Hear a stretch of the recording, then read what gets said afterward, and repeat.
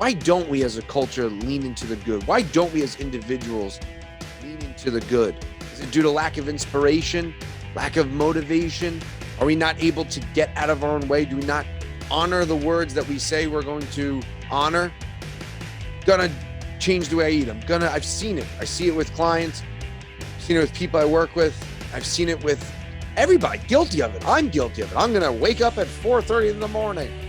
Alarm goes off. Nope, not happening today. We get in the way of our own prayers. We get in the way of our own plans by having this tainted relationship with ourselves, this lack of balance. And if you're going to be teeter-totter, if you're going to be skewed one way, why not be skewed towards the positive? Why not be skewed towards the good or the present and being grateful for where you are with your plans? Hello and welcome to another episode of the Vinny Brusco Show podcast, episode number 450. Hope you're enjoying the show so far. If you are, well, even if you're not, if you are, do me a favor, subscribe, rate, and review wherever you get this podcast. iTunes, Spotify, Stitcher, YouTube. Click the button, notifications, subscribe, spread the word, tell a friend. As always, thank you very much. And here we go. So I am a big fan of Stoic philosophy. I've always had an admiration, and looking back, I've always had the knowledge of Stoic philosophy. I've kind of always known what Stoic philosophy is, but didn't really embrace it on a day-to-day, right? Didn't have the wherewithal to embrace Stoic philosophy. I obviously knew Marcus Aurelius and Seneca.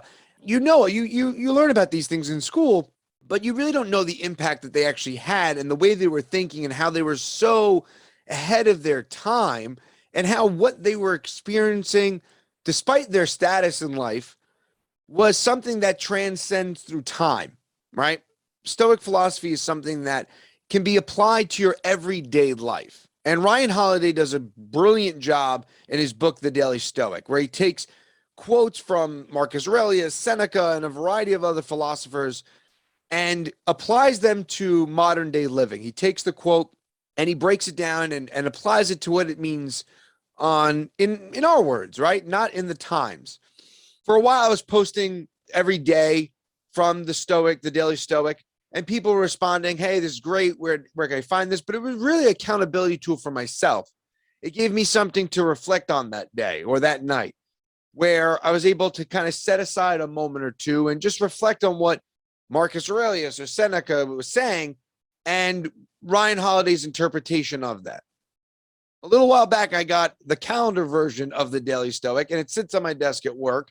And every day I turn it and I read it and I take that moment there. And sometimes I post and sometimes I don't, but it really is the accountability every day right there at my desk. So I don't feel as obligated to post about it. A few weeks back, there was one that really stood out to me. It was April 16th, I think it was. And it's from Seneca. And the exact quote is, circumstances are what deceive us. You must be discerning in them. We embrace evil before good. We desire the opposite of what we once desired. Our prayers are at war with our prayers, our plans with our plans. So like all things, obviously, I did a deep dive into what does this actually mean? Like I broke it down and I was sitting there and I was kind of like, all right, well, like what is Seneca saying here? And without having read Ryan Holiday's modern day interpretation of it, I kind of sat and I just analyzed. And I want to kind of take it line by line because I think it's something that in modern day culture, we get caught up in the next thing. And I think it's really reflective of that and the difference between aspirations, goals, and dopamine hits, basically. So Seneca says, circumstances are what deceive us. You must be discerning in them. So what does that exactly mean? Circumstances, meaning what we're interfacing with at that given time, is actually what is actually what deceives us. It's our relationship with what is transpiring that is what's being thrown off. The circumstance is the circumstance. What's happening is happening. But how we internalize that and how we interpret that is actually what deceives us. It's actually what we're focused on and not the actual circumstance itself. Because in theory, I guess, the circumstance is neutral. It's just a matter of what side of the fence you're on. So he goes on to say you must be discerning in them, kind of to my point where it's your relationship with the circumstance that you are tied to. But if you discern and you don't give an emotional attachment to the circumstance, you just see the circumstance for what it is, nothing more, nothing less, then you might have a more neutral stance with what's transpiring and therefore have an outcome or see a path out or find some solace in that and take a little pressure off. He goes on to say, we embrace evil before good. Now, whether it be our DNA, our ancestral history, whatever it is, culturally, we lean towards the negative, right? We're seeing this more and more at social media. We're seeing it more and more at the news, right? The bad news drives, right? That brings in the views, the clicks, the scrolls, the swipes, the bad. Very rarely, obviously with social media, you do get the beautiful moments. And there are some people with accounts that are focused on creating those beautiful moments. But as a whole, we lean towards the negative in any circumstance. Now, maybe with good reason, maybe leaning towards the negative is a way to get us out of a circumstance. And if we only saw everything as positive and we're like, oh, okay. Or if we were just discerning about it, perhaps maybe we wouldn't change the circumstance. But we embrace the evil before the good. I think that's such a powerful line. The evil before the good. We're always waiting with bated breath. We sit and we wait. The evil before the good. Why don't we attempt to embrace the good before the evil? It would make sense, but our brains, our DNA, whatever you want to say, is wired a certain way. And it's up to us to hack that wiring, to change those neurological pathways that have been calcified over years and things like this since the dawn of time, to change it. We desire the opposite of what we once desired. I think about a Jeep Wrangler. I really wanted a Jeep Wrangler, and I got the Jeep Wrangler. And I really thoroughly enjoyed my Jeep Wrangler. I don't like to use the word loved when it comes to it, but I really, really enjoyed my Jeep Wrangler. But once I got my Jeep Wrangler, I just got my Jeep Wrangler. Now, it felt good. I liked the car a lot. But once I got it, I got it. I wasn't necessarily ready for the next car, whatever it was, but I got it. I think about when I was working in radio and how badly I wanted to be on air. And when I got the opportunity, shout out to WBAB, I got there. I was like, all right, I got it. Now what? We sit in that now what?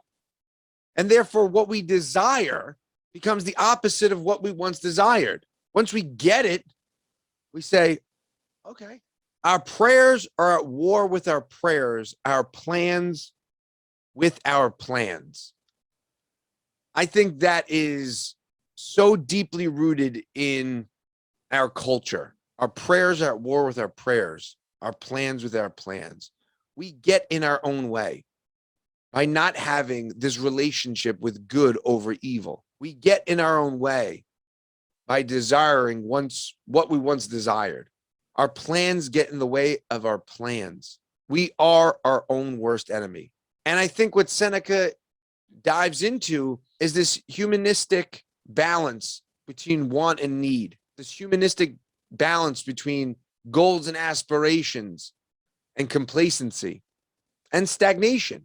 It's such a fine line that we often teeter-totter on. I really love the piece of the evil before good. Why don't we as a culture lean into the good? Why don't we as individuals lean into the good? Is it due to lack of inspiration, lack of motivation? Are we not able to get out of our own way? Do we not honor the words that we say we're going to honor? I'm going to change the way I eat. I've seen it. I see it with clients. I've seen it with people I work with. I've seen it with everybody. Guilty of it. I'm guilty of it. I'm going to wake up at 4:30 in the morning. Alarm goes off. Nope, not happening today. We get in the way of our own prayers. We get in the way of our own plans by having this tainted relationship with ourselves, this lack of balance. And if you're going to be teeter-tottered, if you're going to be skewed one way, why not be skewed towards the positive? Why not be skewed towards the good or the present and being grateful for where you are with your plans? Knowing that you have other plans in place, but being grateful for the plan that is in place. Knowing that you have other prayers on the table, but being grateful and saying the prayers of gratitude in the moment. So this was one of many daily Stoics that have just cracked me in the face. What do you think? What are your thoughts? Leave them down below. Drop me a message, whatever it is. I'd love to hear your feedback on what Seneca was saying. Moral Letters 45.6. That is it. I will check you guys out next time. Until then, much love. Peace.